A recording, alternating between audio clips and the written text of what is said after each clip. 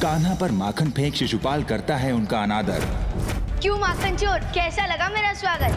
तुम्हें सचमुच अपने कान्हा पर विश्वास है तो चलो इस लावा पर। आज मैं इस लावा पर नहीं चली ताकि अहंकार की जीत और मेरी भक्ति की हार होगी। कृष्ण विरोधी शिशुपाल और रुक्मी को अपने सखा कान्हा की श्रेष्ठता सिद्ध करने हेतु रुक्मणी करती है लावा कुंड में प्रवेश और क्रोधित हिरण्यकश्यप करता है सुदामा का अंत।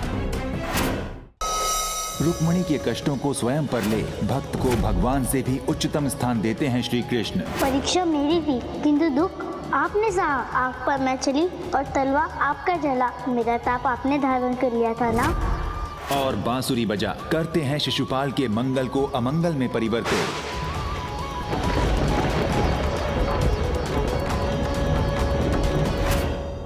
अपने क्रोध और आक्रोश के अंतिम चरण में पहुंच चुका हिरण्यकश्यप सुदामा को सबसे कठिन यातना देने हेतु करता है उसका अंत करने का प्रयास।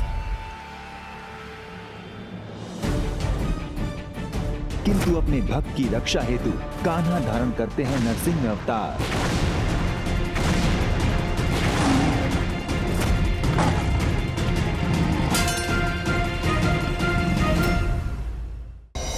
कान्हा को अपने मंगल में विघ्न का कारण मान शिशुपाल रुक्मणी के भ्राता के साथ मिलकर करता है रुक्मणी का अपहरण। हम जिस कार्य के लिए आए थे वो अभी पूर्ण नहीं हुआ। मुझे तो ये समझ में नहीं आता कि तू जहाँ भी जाता है इतने कार्य लाता कहाँ से? चल लल्ला। रक्षा करो मेरी। और वचनबद्ध कान्हा माता यशोदा और स्वयं के वचनों के मध्य हो जाते हैं असहाय। ये यज्ञ शक्ति है, इससे कोई नहीं बच सकता। आज या तो भक्त का अंत होगा या भगवान का। श्री कृष्ण से प्रतिशोध लेने की मंशा लिए शिशुपाल चलाता है उन पर सर्वनाशी यक्ष शक्ति, परंतु बीच बचाव करने आई रुक्मणी स्वयं हो जाती है घायल। और 5 वर्षों पुरानी विष्णुवंत की इच्छा लिए कंस 5 युगों से विष्णु शत्रु और महाअसुरों की माता धनु माँ का करता है आह्वान। श्री कृष्ण की लीलाओं का भागीदार बनने आता है एक अबोध भक्त।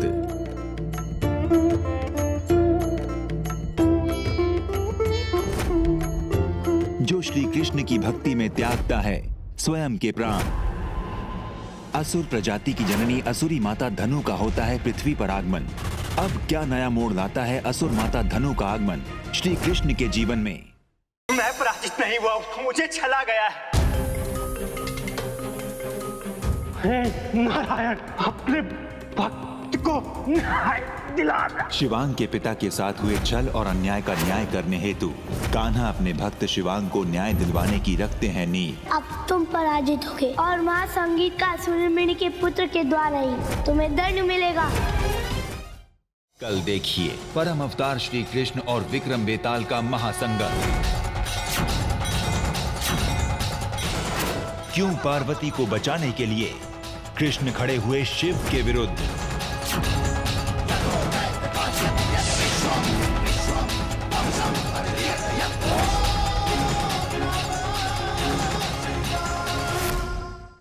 परम अवतार श्री कृष्ण और विक्रम बेताल के महासंगम एपिसोड में बेताल विक्रम को सुनाता है भोलेनाथ, माता पार्वती और श्री कृष्ण की कथा। महाशिवरात्रि अर्थात महादेव का दिन, और उसी दिन वो महाअसुर अंधक माता पार्वती से विवाह करने वाला था, जिसमें अंधकासुर के कारण महादेव और श्री कृष्ण में होता है महासंग्राम। वृंदावन वासियों, तुमने मेरे साथ छल किया है। तुमने मेरी पार्वती को छुपाया है और अब मैं भी देखता हूं कि तुम्हें मुझसे कौन छुपाता है।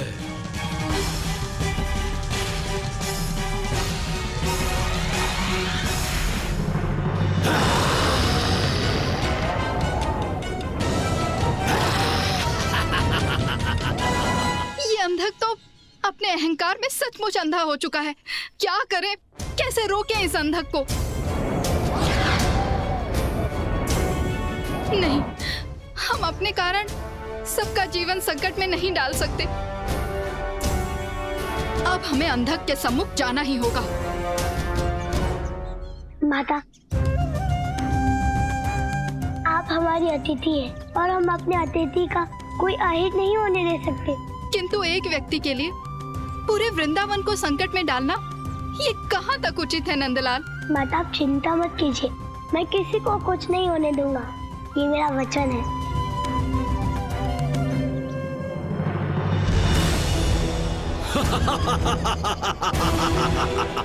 काका, काका चलिए काका।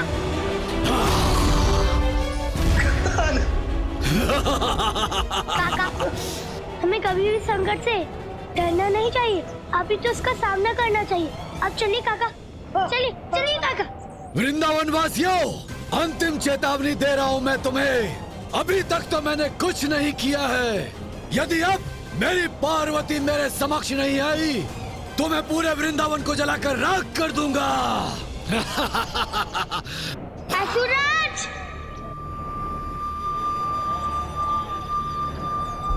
एक बार मेरी बात तो सुन लीजिए। बालक, तुम ही जड़ो समस्याओं का। सबसे पहले मैं तुम्हारा ही अंत करूंगा। असुराज, पहले मैं अपनी बाल बुद्धि के कारण नहीं समझ पाया था, किंतु अब मैं समझ गया हूँ। आप महादेव की पत्नी देवी पार्वती को ढूंढ रहे हैं ना? इतनी सी बात समझने में तुमने इतना विलंब कर दिया बालक। आप भी तो सीधे सीधे कह सकते थे ना असुराज। अब आप ही बताइए कि आपने एक बार भी बोला कि आपको महादेव की पत्नी देवी पार्वती से मिलना है? तो बालक बताओ, कहाँ है मेरी पार्वती? बताओ। बताता हूँ, किंतु आप अपने वास्तविक रूप में तो आइए, अन्यथा मुझे तो आपके सामने आने में भी भय लग रहा है।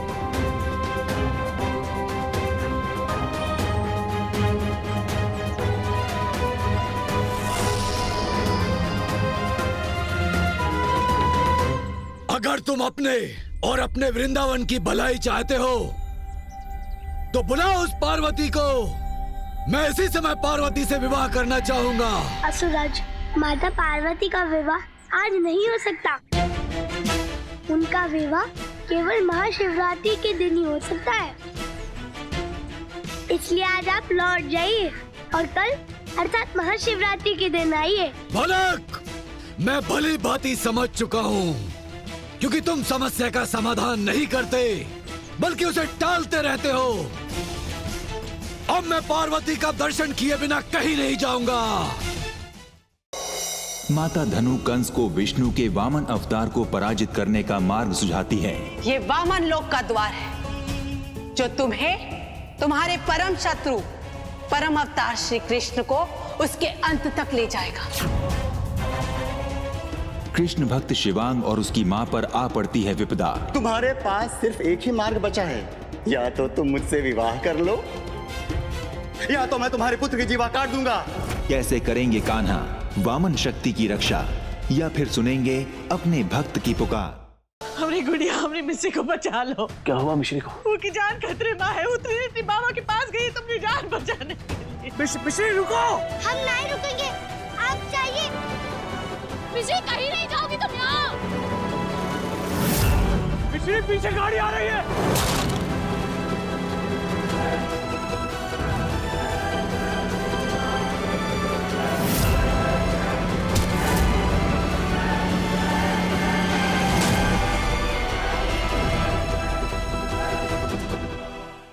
मम्मी, श्वेता ने एप्पल में सुई से शहर भर दिया था और वो एप्पल उसने वैद्य को दे दिया। वैद्य उस एप्पल को खाने वाली है। मम्मी, श्वेता, तुम्हारे भेजे में बात नहीं घुसती है।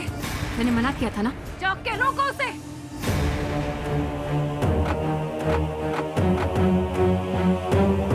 ये क्या हुआ?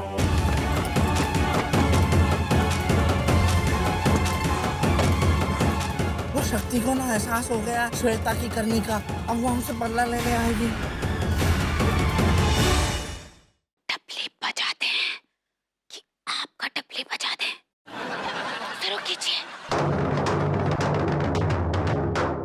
ये खड़े खड़े मुंह क्या देंगे? भगो। टपली वाले, टपली बजा। भैया, आप डफली बजाते हैं या मैं आपकी गर्दन को डफली बना के इस चाकू से उस डफली को बजाऊं?